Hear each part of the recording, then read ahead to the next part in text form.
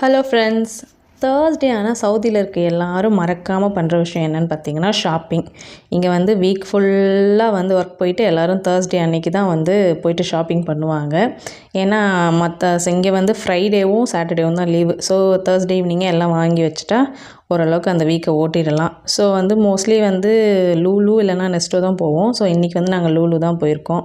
லூலு போனாலே ஏதாச்சும் வாங்கலான்னு என் பொண்ணுக்கு ஒரே ஹாப்பி ஆகிடுவா. அதான் அப்படி ஃபன் பண்ணிக்கிட்டு இருக்கா. ஸோ அந்த வாரத்துக்கு தேவையான வெஜிடபிள்ஸு, ஃப்ரூட்ஸு, மீட்டு எல்லாமே வாங்கிட்டு ரொம்ப பசியாக இருந்துச்சு. சரி பக்கத்துலேயே அல் ரொமான்சியான ஒரு ரெஸ்டாரண்ட் பார்த்தோம்.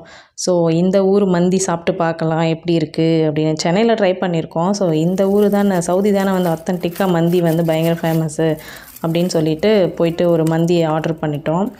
மந்தி அப்புறம் வந்து லப்பான்சா அப்படின்னு ஒரு ஸ்டார்டர்னு நினைக்கிறேன், ஐ திங்க். ஸோ அதெல்லாம் வாங்கி சாப்பிட்டோம்.